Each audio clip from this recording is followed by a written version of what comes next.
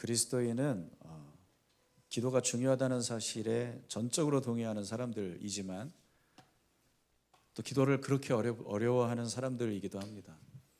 여러분, 기도가 너무 막연하거나 기도가 부담스럽거나 어렵다 그런 생각 하시지 않으시나요? 기도는 막 그냥 이건 뭐 껌이지, 너무 좋아, 나는 그냥 기도 그냥 평생 기도만 하고 살라도 나 할 수 있어, 그런 사람은 잘 못 본 것 같아요. 근데 여러분 생각해 보세요. 기도가 왜 힘들까요? 기도가 힘든 이유가 뭐예요? 어떻게 해야 하는지 몰라서 그래요. 그리고 대부분의 우리의 기도는 우리의 영성을 그대로 반영하거든요. 그래서 우리의 기도를 점검하면 우리의 신앙 영성이 어디에 기초해 있는지가 드러납니다. 저는 7년 동안 더디인 교회에서 함께 말씀을 나누면서 제 숙제가 이거였어요. 어떻게 하면 우리 성도들을 불행하게 만드는 이 신앙의 잘못된 틀을 깨버리고 복음 중심적인 신앙으로 세워나갈 수 있을까?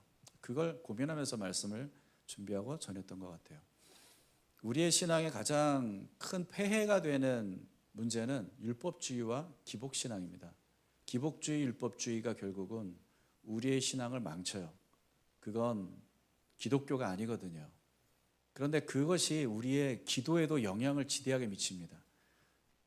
우리가 아무리 나는 하나님이 중심이야, 하나님이 주인이야 라고 얘기해도 기도는 철저하게 자기 중심적으로 하거든요. 율법주의적인 기도를 하고 나면 어떤 일이 일어나냐면 자신이 높아져요. 자기 의의가 강화돼요. 나 기도하는 사람이야, 나 기도 많이 하는 사람이야, 이게 드러나요. 이게 율법주의적인 기도를 하면 생겨나는 일이에요. 기복신앙은 뭐예요? 기도를 많이 하면 많이 할수록 내가 원하는 건, 내가 갈망하는 것들이 내 안에 더 커져요. 그러니까 둘 다 똑같은 특징이 있는데 자기 중심적인 기도라는 거예요. 자기 중심적인 기도. 여러분의 기도는 어떻습니까? 옆 사람에게 물어보겠습니다. 당신의 기도는 어떻습니까? 이렇게 한번 살짝 물어봐 주시면.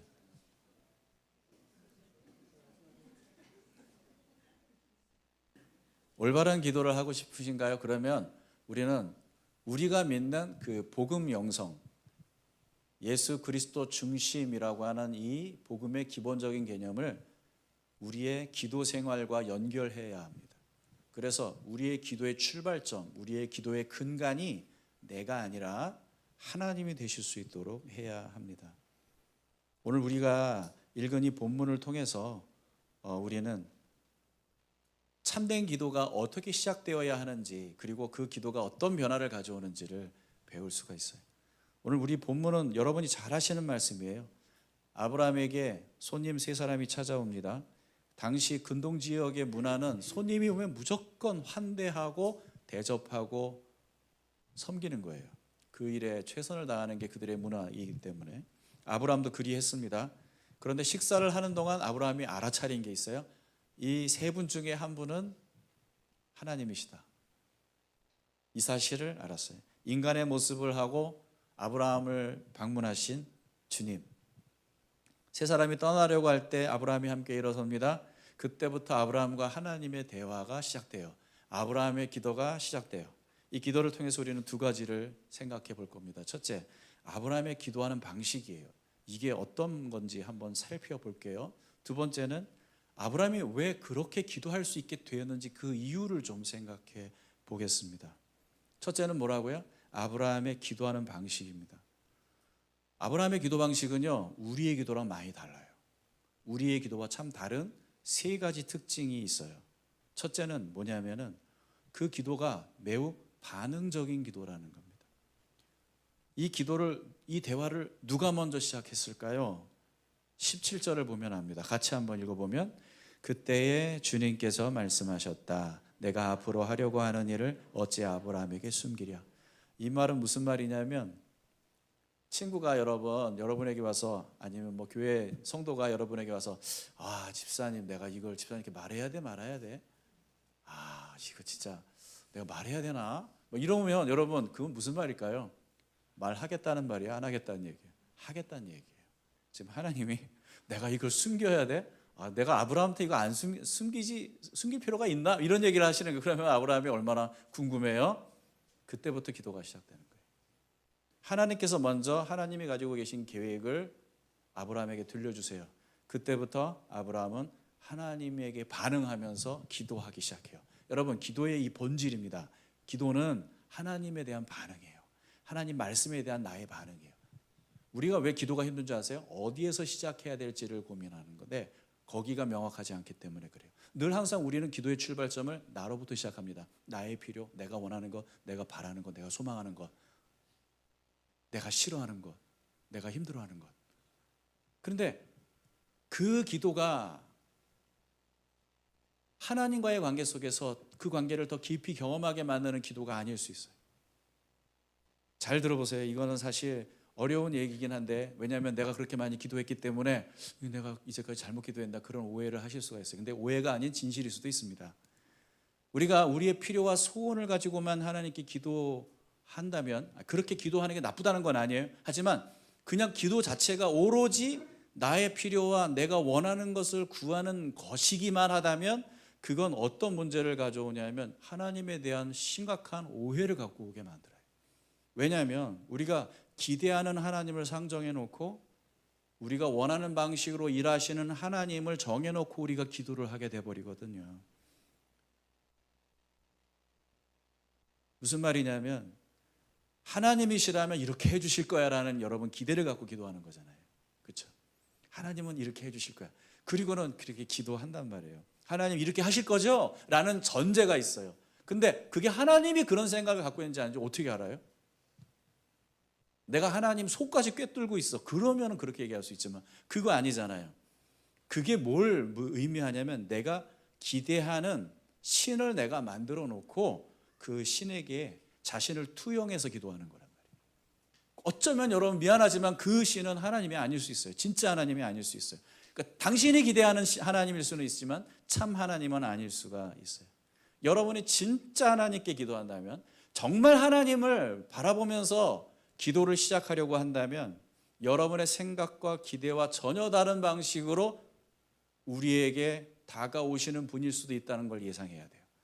왜냐하면 그분은 나보다 크고 그분의 생각은 나의 생각보다 높고 깊고 넓으시기 때문에 측량할 수 없는 하나님이잖아요. 그렇기 때문에 내 생각과 그분의 생각이 항상 같다? 이건 말이 안 돼요. 그건 당신이 만든 하나님이에요. 물론 하나님은 나를 사랑하십니다. 그러나 나보다 커요. 나보다 크신 분이에요. 그분은 절대 내 기도에 갇히시는 분이 아니에요. 내가 조정하실 수 있는 분이 아니에요. 그 사실을 안다면 여러분은 반드시 기도할 때 이 기도를 넣어야 돼요. 하나님, 이 일에 대해서 하나님의 뜻은 무엇입니까? 하나님의 계획은 무엇입니까? 하나님, 제가 기도한 게 이게 맞습니까? 이게 제대로 잘 기도한 겁니까? 혹시 잘못된 기도 아닙니까? 이걸 하나님께 여쭤볼 수 있어야 돼요. 왜 내 뜻이 무조건 관철되겠다는 생각을 하나요? 그만큼 내가 자기 중심적이어서 그래요. 기도를 통해 내 영성이 드러나는 거예요. 율법주의적인 영성, 기복적인 영성이 드러나는 거란 말이에요.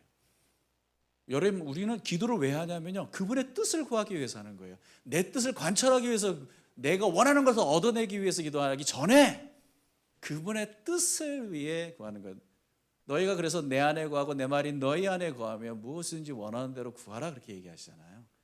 그러니까 기도의 첫 번째 목표는 내가 그분 안에 거하고 그분의 말씀이 내 안에 거하는 상태에 가는 거예요. 그게 기도의 첫 번째 목표란 말이에요. 그러려면 기도는 어디서 시작해야 돼요? 그분의 말씀 속에서, 그분과의 만남 속에서 그분을 바라보며 그분의 존재 앞에서 시작하는 거예요. 내가 원하는 것이 내 기도의 출발점이 아니라 그분의 뜻, 그분의 계획이 내 기도의 출발점이 되어야 한다. 그래서 기도는 튜닝하는 거예요. 기도는 기타 칠 때 여러분 이 조율이 안 되면 이상한 소리가 나기 때문에 기타 치는 사람은 항상 튜너를 갖고 땡땡땡땡땡 그 음을 조율해요.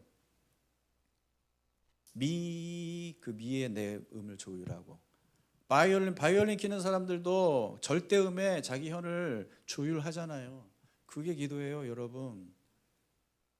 기준은 내가 아니라 그분이에요. 내 생각이 아니라 그분, 내 감정이 아니라 그분의 뜻이에요.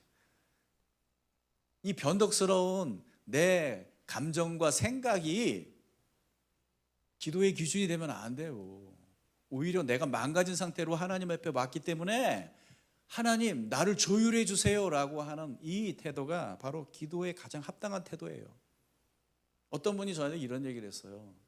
하나님은 제 아버지세요. 하나님은 저를 누구보다 사랑하세요. 제가 행복할 때 하나님도 행복하실 거예요. 그렇기 때문에 저의 기도에 반드시 하나님 응답하시리라 믿습니다. 제가 아멘 할 뻔했어요. 아닌데 대놓고 아닌데 하면 상처받으실까 봐 그 말을 못했는데, 그분이 지금 무슨 얘기를 한 거냐면 하나님을 자기 수준으로 끌어내리는 방식으로 기도를 사용하겠다는 얘기예요. 기도는 절대 하나님께 내 뜻대로 하나님을 움직이는 방법이 아닙니다. 우리는 이렇게 기도해야 돼요. 하나님은 제 아버지세요. 하나님은 저를 사랑하세요. 그런데 저는 제가 올바른 선택을 하고 있는지 바른 길을 가고 있는지 잘 모르겠어요. 하나님 그러니 저를 도와주세요. 저를 지도해 주세요. 라고 하는 기도가 맞는 거예요. 여러분이 성경을 읽다가 하나님을 만나는 순간이 있어요. 언제인지 아세요? 두 가지 경우가 있어요. 하나님의 음성을 듣고 하나님의 실존을 성경을 통해 경험하는 거예요. 하나는 깨달음이 오고 감동이 오고 막 눈물이 핑 돌 만큼, 아니면 내 마음이 기쁠 만큼 뭔가 은혜가 임하는 말씀 있죠. 와, 하나님이 이렇게 말씀하시네. 뭔가 이게 놀라운 깨달음이 오는 말씀. 첫 번째, 하나님의 임재를 여러분이 말씀을 통해 경험하는 거예요. 두 번째가 있어요. 이건 여러분들이 모를 거예요. 부딪히는 말씀. 매우 불편한 말씀. 이건 뭐야? 이거 괜히 읽었어. 내가 오늘 성경 왠지 읽고 싶지 않더라. 괜히 펴가지고 이걸 읽었어. 너무 부담스러운 거야. 하나님 만약에 나한테 이걸 요구하신다면 난 너무 싫은 거야. 난 너무 힘든 거야. 이런 거 있죠. 여러분 제대로 읽었어요. 제대로 하나님의 음성을 들었어요. 내가 만든 하나님이 아니라 진정한 하나님이 내게 말씀하실 때 이런 반응이 일어나요. 모세가 하나님의 제대로 된 음성을 들을 때 주님 보낼 만한 자를 보내소서. 저는 아니지요 라고 얘기했어요. 내 뜻과 그분의 뜻이 너무 다르다는 거죠. 나는 생각도 해보지 못한 길로 하나님이 나를 이끌어 가세요. 내가 싫어하는 것을 말씀하세요. 왠지 아세요? 우리가 만들어내지 않는 하나님을 만나기 때문에 그래요. 그분은 내게 익숙한 삶의 방식에 도전하세요. 이 세상에 물들어 있고 젖어 있는 나의 태도에 하나님께서 찬물을 끼얹으세요. 아니, 너는 내가 생각하는 너는 이렇게 살아야 될 존재야 라고 말씀하세요. 아브라함의 기도는 바로 그런 거예요. 하나님에 대한 반응입니다. 하나님의 말씀을 들었고 그 말씀에 근거해서 그는 기도하기 시작해요. 이게 진정한 영성입니다. 여러분 기도 쉬워요. 여러분 기도하자. 뭐부터 하지? 간단해요. 오늘 주일날 들은 말씀 한 구절을 떠올리세요. 아니면 하나님은 어떤 분이실까를 떠올리세요. 그리고 그 말씀에 근거해서 반응하기 시작해보세요. 기도가 시작되는 거예요. 진짜 기도가 시작되는 거예요. 물론 내 필요가 있어. 내가 원하는 게 있어. 하나님 너무 급해. 기도할 수 있어. 그러면 딱 이렇게 기도하세요. 하나님, 이 사건에 대해서, 이 문제에 대해서 하나님의 뜻은 무엇입니까? 제가 그걸 알기 원합니다. 라는 말로 기도를 시작하세요. 하나님이 도와주실 거예요. 두 번째로 이 아브라함의 기도는요, 매우 도전적인 기도입니다. 이 사람이 지금 하나님하고 거래를 하나, 흥정을 하나, 이런 느낌이 들 정도로 매우 도전적입니다. 하나님이 말씀하시는데 예, 이렇게 해야 되잖아요. 예, 그렇습니다. 이래야 되잖아요. 그런데 아브라함은 그런데요, 하나님 그런데요 이라고 이런단 말이에요. 나는 이렇게 할 거야 이렇게 얘기하시는데, 하나님 그런데요, 그렇게 하시는 것보다 이렇게 하시는 건 어떻습니까? 자꾸 이렇게 물어본단 말이에요. 좀 무례하다는 생각이 드는데, 그런데 지금 아브라함이 기도는 매우 도전적이지만 그 태도는 지극히 겸손합니다. 27절을 한번 보시겠어요? 27절 같이. 아브라함이 다시 아뢰었다. 티끌이나 재밖에 안 되는 제가 주님께 감히 아뢰입니다. 깜짝이야. 아브라함이 뭐라고 얘기합니까? 티끌이나 재밖에 안 되는 주제에 제가 주님께 감히 아뢰입니다. 뭐라고 자기를 얘기해요? 티끌과 재밖에 안 되는 나, 이렇게 얘기해요. 그리고 30절 32절에 가보면 하나님 제가 이렇게 말한다고 절대 노하지 마십시오. 감히 아뢰입니다. 뭐 이런 표현을 하거든요. 무슨 말이냐면 하나님, 내가 지금 기도하는 그 대상이신 하나님이 어떤 분인지 그는 너무 잘 알고 있어요. 그런데 이상하죠? 기도의 내용은 매우 도전적인데 태도는 매우 겸손해. 뭐 이런 이상한 장면이 지금 이 아브라함의 기도에 나타난단 말이에요. 왜 그럴까요? 어떻게 이런 일이 일어날까요? 그건 두 가지를 이 아브라함이 갖고 있는 것 같아요. 하나님은 크고 위대하신 분이시다. 감히 나 같은 인간이 하나님 앞에 이렇게 말을 붙이는 것 자체가 이건 정말 너무 엄청난 일이다. 그래서 지극히 겸손할 수밖에 없어요. 그런데 더 놀라운 아브라함의 그 생각은 뭐냐면 그럼에도 불구하고 하나님은 나의 기도에 귀를 기울이실 수 있는 분이시다라는 거죠. 그만큼 하나님과의 친밀함, 그분의 사랑을 알지 않으면 절대 그런 식으로 할 수 없을 것 같아요. 두려움과 친밀함이 공존하는 기도, 겸손과 사랑이 함께 나타나는 기도. 이게 어쩌면 하나님을 제대로 알아가는 사람들의 기도의 모습이 아닐까요? 만약에 친밀함과 사랑을 가질 수 없는데 기도한다면 그 기도는 매우 형식적인 기도가 될 겁니다. 너무 멀리 떨어져 계신 하나님, 그냥 저 하늘에서 나를 감시하시는 분, 그분에게 잘 보이기 위해서 내가 기도를 해야 된다면 열심히 해야 되겠죠. 인정받으려고 기도해야 되겠죠. 그러나 반대로 만약에 경외심이 없다면 버릇없는 손주가 왜 할아버지 수염 잡고 막 장난치듯이 하나님을 자기 마음대로 조종하려는 그런 기도를 하게 될 거예요. 진짜 기도는요, 하나님을 알아가는 데 있어요. 하나님이 어떤 분이신지를 알아가면 알아갈수록 우리는 더 큰 경외함으로 그분 앞에 나가 겸손히 기도할 것이고요, 더 큰 친밀함을 통해 하나님의 그 사랑에 반응하게 될 거라는 거죠.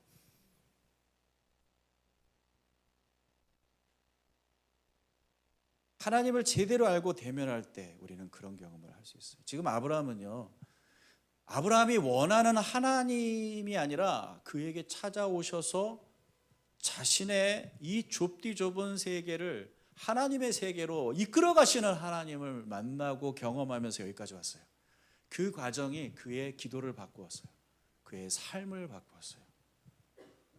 그의 기도예요. 기도하다가 보면은 그래서 내가 생각하지도 못했던 하나님의 뜻을 발견하게 되고, 그래서 더 하나님 앞에 두려움과 또 감격과 기쁨을 가지고 반응할 수밖에 없게 돼요. 아브라함에게 그렇게 얘기했잖아요. 처음 보자마자 초면이실 때 너는 너의 고향과 친척 집을 떠나서 내가 지시한 땅으로 가라. 아브라함은 상상도 해보지 않은 얘기예요. 네 나이가 100세가 다 되었어도 내가 너를 통해 아들을 줄 것이다. 아브라함은 꿈도 꿀 수 없는 얘기예요. 하나님은 그런 분이세요. 이건요, 책으로 알 수 있는 게 아니에요. 하나님과 동행하는 삶의 여정 속에서 하나님을 알아가면서 갖게 되는 기도의 태도인 것 같아요. 그래서 그는 이렇게 참 놀라운 기도를 하나님께 드립니다. 세 번째로 이 아브라함의 기도의 특징은요, 중보적입니다. 중보적이에요. 이 역시 하나님에 대해서 이제 너무나도 알게 된 상황 속에서 그의 기도가 변화되면서 나타나는 모습이에요. 그의 기도가 지금 자신을 위한 기도가 아니라 누구를 위한 기도예요? 놀랍게도 소돔과 고모라 백성들을 위한 기도예요. 우리는 거기 조카가 살아서 그런 기도하는 거 아니야? 아니에요. 조카 얘기 하나도 안 나오잖아요. 아니, 조카를 위해 기도할 거면 간단하잖아요. 뭘 어렵게 얘기해요. 하나님 맞습니다. 저것들은 그냥 다 그냥 죄 때문에 다 하나님 심판받아 주고 마땅한 인간들입니다. 그런데 제 로스를 좀 불쌍히 여겨주십시오. 이렇게 기도하면 하나님께 전적으로 동의도 하면서 하나님이 심판하시겠다고 하는데 거기에 전적으로 동의하면서 또 하나님 앞에 또 자기의 필요를 간구하는 얼마나 지혜로운 기도가 되겠습니까? 그런데 이렇게 도전적으로 하나님 그건 아닌 것 같고요, 다 죽이시는 건 좀 아닌 것 같고요, 아니 하나님이 공의로우신 분인데 그러시면 안 되죠. 거기 만약에 의인이 몇 명이라도 있으면 어쩌시려고 감히 하나님 앞에 이런 식으로 기도한단 말입니까? 그는 지금 다른 의도가 아니라 진짜 소돔과 고모라를 걱정하는 마음으로 기도하고 있는 거예요. 아브라함도 알아요. 이 도시가 얼마나 사악한 도시인지. 하나님이 20절에 뭐라고 말씀하셨냐면 소돔과 고모라에서 들려오는 저 울부짖는 소리가 너무 크다 그랬어요. 이게 울부짖다라는 말이요, 이게 정말 폭력의 그 불의에 희생당하고 있는 그 약자들의 그 고통과 부르짖는 신음소리와 절규소리를 얘기하는 건데요, 그만큼 소돔과 고모라가 패역한 땅이란 말이에요. 이런 도시는 하나님이 심판해야 한다 이렇게 얘기하시거든요. 그런데 아브라함이 뭐라고 하는지 아세요? 에이, 하나님 용서하세요 이렇게 얘기하나요? 24절을 한번 읽어볼게요. 24절 같이 시작. 그 성 안에 의인이 10명이 있으면 어떻게 하시겠습니까? 그래도 주님께서는 그 성을 기어이 쓸어버리시렵니까? 의인 10명을 보시고서도 그 성을 용서하지 않으십니까? 아, 용서하세요. 그 얘기죠. 용서하세요. 어쩌면 하나님의 뜻에 반하는 기도인 것 같기도 해. 그렇죠? 하나님이 심판하시겠다는데 지가 뭐라고 뭐 용서하라 말라 해. 그렇죠? 주님 말씀이다, 주님 뜻이 옳습니다 이렇게 얘기해야 되는데 왜 그런 거예요? 왜? 도대체 이 아브라함은 무슨 생각을 갖고 이렇게 기도를 하는 거예요? 사실 아브라함이 이 정도의 영적 수준을 갖고 있는 사람이 원래 아니었거든요. 이 사람이요, 자기 안위만을 걱정하며 살았던 사람 아니에요. 그래서 아내를 남의 남자 품에 그렇게 그냥 내준 그런 사람 아니에요. 아니 근데 무슨 소돔과 고모라를 그렇게 걱정을 해요. 그래서 이렇게 무모한 기도를 하나님께 드린다 이 말입니까? 그 이유에 대해서 말씀드릴게요. 그게 두 번째로 우리가 함께 나눌 얘기예요. 도대체 아브라함은 무슨 생각을 갖고 있는 거예요? 왜 그렇게 됐어요? 아브라함이 왜 그렇게 됐어요? 왜 그렇게 기도하게 됐어요? 네. 분명한 건 이거예요. 제가 다시 한번 말씀드리지만 기도란 하나님에 대한 반응이에요. 그렇다면 아브라함은 하나님에 대해서 이제까지의 삶의 여정 속에서 많은 것을 알고 경험했어요. 그 경험이 하나님에 대한 지식이 그의 기도를 이렇게 바꾸었던 거죠. 오늘 본문에 분명하게 드러나는 하나님에 대한 그의 분명한 생각이 있어요. 두 가지예요. 이 두 가지의 근거가 그의 기도를 아브라함의 기도되게 했던 것이 분명합니다. 첫 번째가 뭐냐면요, 25절을 보시겠습니까? 25절 같이 한번 읽어보겠습니다. 시작. 그처럼 의인을 악인과 함께 죽게 하시는 것은 주님께서 하실 일이 아닙니다. 의인을 악인과 똑같이 보시는 것도 주님께서 하실 일이 아닌 줄 압니다. 세상을 심판하시는 분께서는 공정하게 판단하셔야 하지 않겠습니까? 첫째, 하나님은 세상을 공정하게 심판하시는 분이다. 하나님은 세상을 공의롭게 심판하시는 분이다. 이 믿음이, 이 확신이, 하나님에 대한 지식이 아브라함에게 명확하게 있어요. 또 하나는 뭔지 아세요? 그런데 그 하나님은 절대 의인을 악인과 함께 죽이지 않으신다. 하나님이 의인을 사랑하신다. 그 의인을 악인과 함께 취급하지 않으신다. 하나님은 공의로우신 하나님이세요. 하나님은 정의를 외면하지 않으시는 분이세요. 그러나 동시에 아브라함이 확실히 아는 것은 하나님은 의인을 사랑하시고 하나님은 의인이 있는 땅을 절대 심판하지 않으시는 분이시라는 거예요.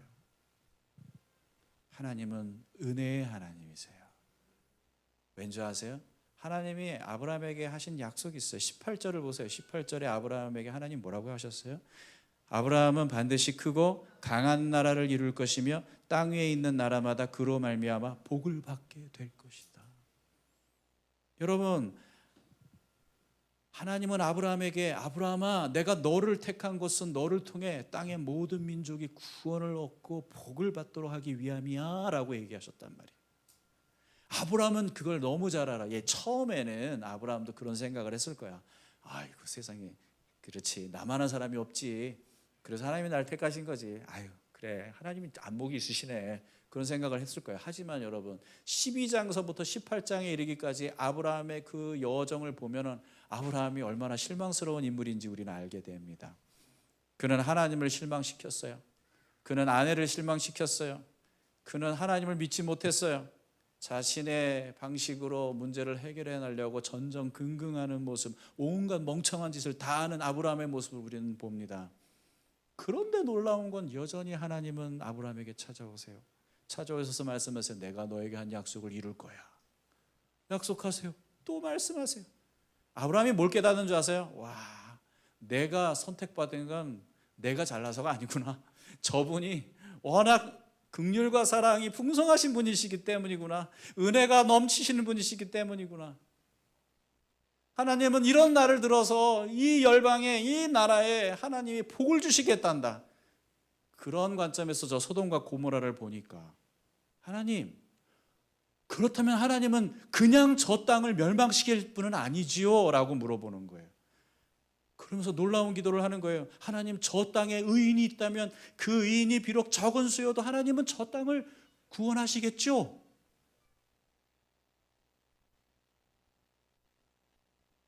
그들이 소수일지라도 절대 내가 아는 하나님은 적은 수의 의인을 많은 수의 악인들이 있다 하여서 함께 망하게 만드시고 심판하시는 분이 아닙니다. 그 하나님에 대한 지식이 아브라함으로 하여금 이런 기도를 하게 만들어요. 놀랍지 않습니까? 하나님은 저 같은 사람도 버리지 않으셨어요. 저 같은 사람도 포기하지 않으시고 저를 통해 열국이 복을 받겠다고 하는 하나님의 그 구원의 계획을 이루시겠다고 말씀하고 계세요. 하나님, 그런데 저 같은 사람이 저 소돔과 고모라 땅에 있다면 하나님은 분명히 그 땅을 구원하실 거예요. 맞죠? 하나님 불쌍히 여겨주세요. 그곳에 하나님의 사람들이 있다면 그 땅을 긍휼히 여겨주시고 하나님 구원해 주세요. 근데 50명은 너무 많은 것 같아요. 그래, 그 정도가 아닐 수도 있어. 기도하다 보니까 줄여. 나중엔 10명으로 줄여. 근데 주님은 뭐라고 얘기하세요? 예스, 그래도 난 그렇게 할게. 그래, 맞아, 네 말이 맞아. 난 네 말대로 할 거야. 맞아. 그러니까 아브라함이 그렇게 요구해서가 아니라 아브라함이 하나님을 안 거예요. 제대로 하나님이 어떤 분인지를 알았기 때문에 그래, 맞아, 나는 그 땅에 의인이 10명만 있어도 나는 그 땅을 멸하지 않아. 나는 그 10명을 통해 그 땅을 구원할 수 있어. 나는 너를 통해 이 땅에 하나님의 나의 구원의 역사를 이루고 있잖아. 분명히 나도 그렇게 할 거야. 그렇게 얘기하시는 거죠. 근데요, 아브라함이 모르는 게 하나 있었어요. 더 썼어야 됐어요. 10명 아니라 하나님, 소돔과 고모라에 한 명만 있어도요, 의인이 한 명만 있어도 하나님 그 땅을 멸하지 않으실 거죠 라는 말을 했어야 됐어요. 왜냐? 하나님은 그 땅에 정말 한 사람의 의인이 있다면 그 땅을 멸하지 않으셨을 겁니다. 그 땅을 심판으로부터 구원하셨을 겁니다. 그 한 사람의 의인은 하나님이 그 땅을 포기하지 않으셨다라고 하는 증거거든요. 하나님이 이 세상을, 이 멸망받아 마땅한 이 노아의 홍수 이후에 정말 또다시 끝을 모르고 패역의 길로, 죄악의 길로 달려가는 이 인류를 바라보면서 아브라함을 부르신 이유는 그 한 사람을 통해서 하나님의 구원의 계획이 절대 포기되지 않는다는 것을 보여주시기 위해서요. 한 사람만 있어도 하나님은 하나님의 구원을 이루실 수 있습니다. 아브라함은 알지 못했지만 훗날 하나님은 세상에 그 방식으로 구원을 가져오세요. 그 방식으로 저주와 심판 속에 죽어갈 이 세상에 있는 인류를 구원하시기 위해 의인 한 사람을 세상에 보내세요. 로마서 5장 18절 19절 말씀입니다. 같이 한번 시작. 그러니 한 사람의 범죄 행위 때문에 모든 사람이 유죄 판결을 받았는데 이제는 한 사람의 의로운 행위 때문에 모든 사람이 의롭다는 인정을 받아서 생명을 얻게 되었습니다. 한 사람이 순종하지 않음으로 말미암아 많은 사람이 죄인으로 판정을 받았는데 이제는 한 사람이 순종함으로 말미암아 많은 사람이 의인으로 판정을 받은 것입니다. 예, 하나님께서는 이 땅이 죄로 가득하여 멸망받아 마땅할지라도 단 한 사람의 의인이 있다면 희망을 버리지 않으시겠다고 합니다. 그 한 사람을 통해 이 땅을 구원하시겠다고 합니다. 왜 하나님의 아들께서 인간이 되셔서 이 땅에 오셔야만 했는 줄 아세요? 우리 중에 단 한 사람의 의인이 되시기 위해서예요. 여전히 하나님께서 이 땅을 포기하지 않으실 이유가 되기 위해서예요. 아브라함은 더 이상 거기서 묻지 않았어요. 왠지 아세요? 아마 그도 알았을 겁니다. 어쩌면 그 땅에 의인 10명이 없을지도 몰라.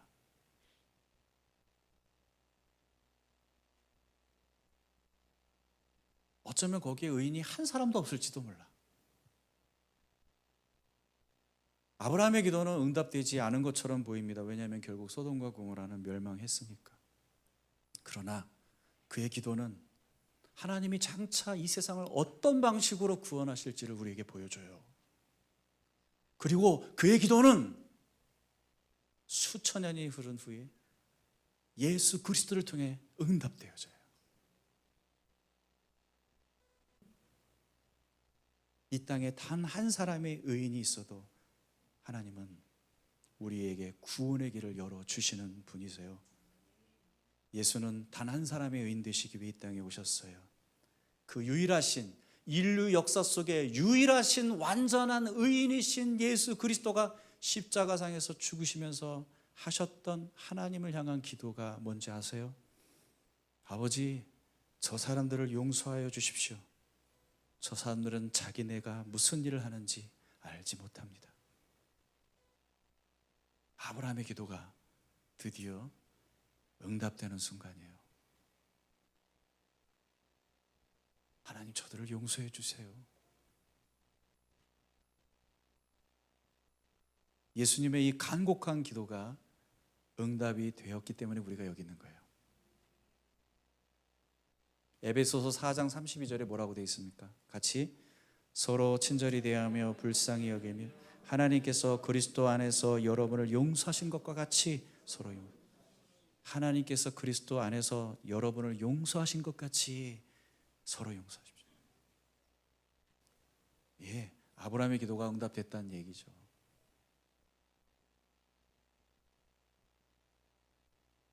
(23절에) 보면은 23절을 보세요. 이렇게 돼 있어요. 아브라함이 주님께 가까이 가서 아뢰었다. 근데 이 가까이 가서라는 말이요, 이게 법률적인 용어입니다. 마치 변호사가 판사 앞에 가서 피고인을 변호하려고 할 때 취하는 그 행동을 얘기하는 그런 단어거든요. 아브라함은 소돔과 고모라를 변론하기 위해서 하나님 앞에 섰어요. 그러나 우리의 마지막 중보자시고 대제사장이신 예수 그리스도는 여러분과 저를 대표하여 신성한 하나님의 재판대 앞에 섰습니다. 재판장이신 하나님께 이렇게 말씀하셨을 겁니다. 아버지, 죄의 싹슨, 죄의 대가는 죽음입니다. 그러나 제가 십자가에서 저들의 죄를 대신하여 그 모든 값을 지불하였습니다. 그러니 저들을 용서해 주세요. 저들을 구원해 주세요.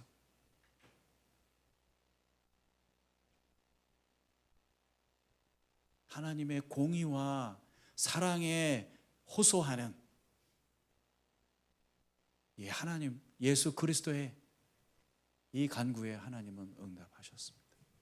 저들을 용서해 주세요. 저들이 하는 일이 무엇인지 저들은 알지 못합니다. 그러나 주님 용서해 주실 수 있어요. 왜냐하면 제가 저들의 값을 대신 지불하고 있지 않습니까? 용서해 주세요. 하나님의 대답은 예스. 그렇게 하겠다. 그렇게 하겠다.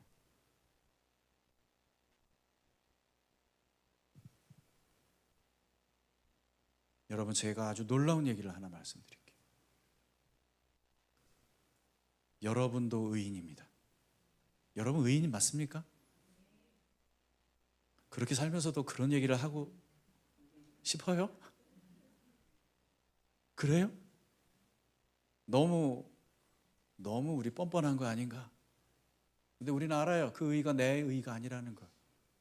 받은 의, 거저받은 의, 인간의 시시한 그 보잘것없는 누더기 같은 의가 아니라 예수 그리스도의 완전한 의. 그래서 로마서 아까 말씀 하나님의 은혜로 값없이 의롭다고 선고를 받았다고 로마서 3장 24절에 말해요. 하나님의 은혜로 값없이 의롭다는 선언을 받았대요. 우리는 그래서 의인이에요. 의인이에요. 여러분 이 땅에 그런 의인이 얼마나 많아요. 지금 더드림교회만 해도 이제 의인이 몇 명이야. 여러분, 그 의인들이 하나님 앞에 기도하기 시작하면 무슨 일이 일어날까요?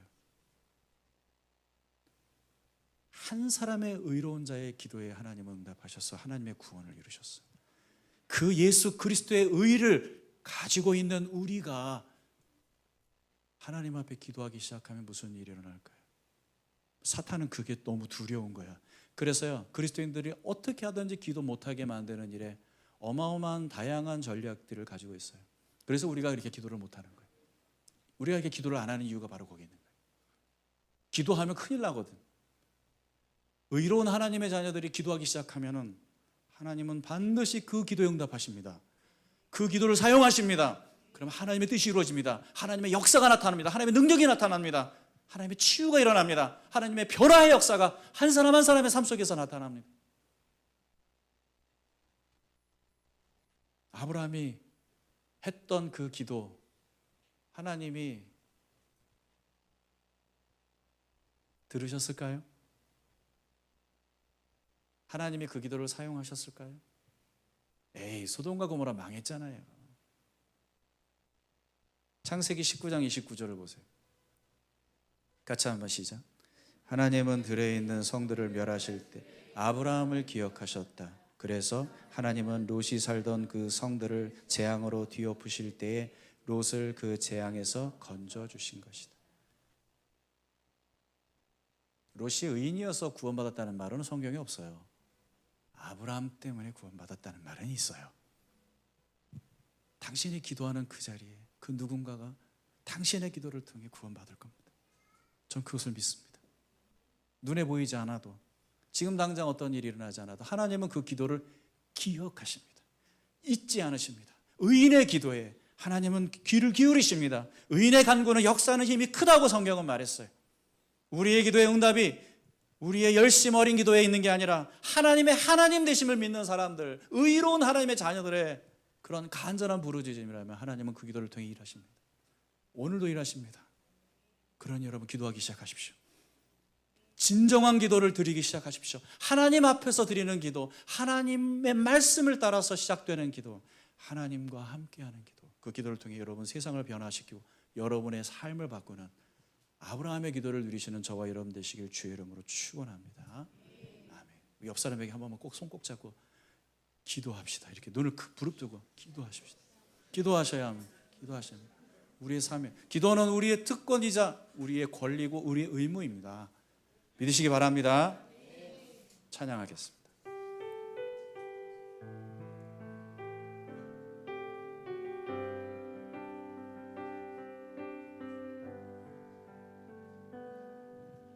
주 내 소망은 주 더 알기 원합니다.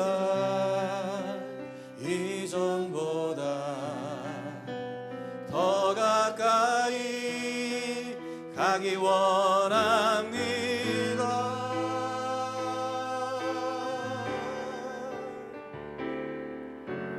오 주의 품에 기대기만 원합니다. 주의 사랑으로 변화시켜 주시옵소서. 다시 한번 주 내 소망은 주 내 소망은 주 더 알기 원합니다. 이전보다 더 가까이 가기 원합니다.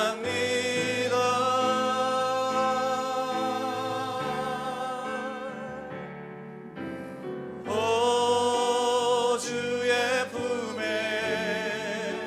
기대기만 원합니다. 주의 사랑으로 변화시켜 주시옵소서.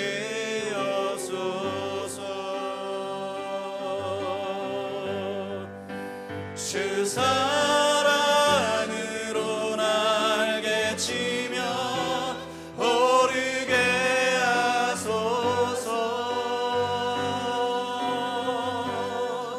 은밀한 곳에 영원히 거하게 하소서.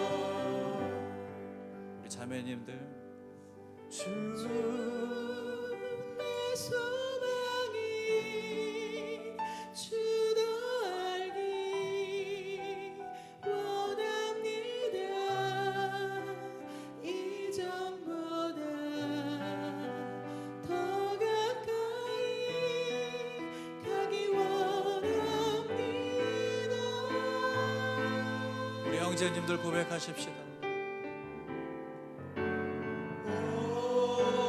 주의 품에 기대기만 원합니다. 주의 사랑으로 변화시켜 주시옵소서. 주 사랑 주 사랑으로 날개 치며 어리게 하소서. 은밀한 곳에 영원히 거하게 하소서.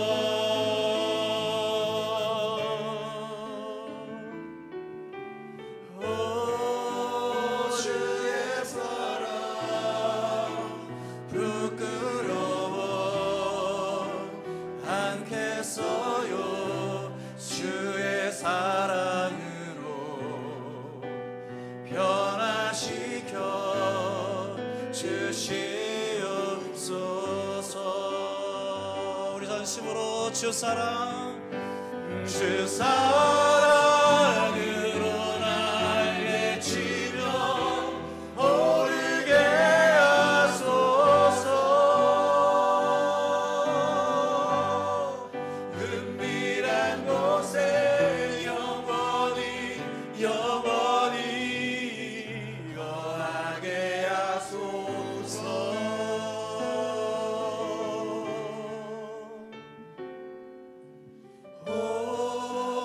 주의 사랑 부끄러워 않겠어요. 주의 사랑으로 변화시켜 주시옵소서. 오 주의 주의 사랑 부끄러워 않겠어요. 주의 사랑으로 변화시켜 주시옵소서.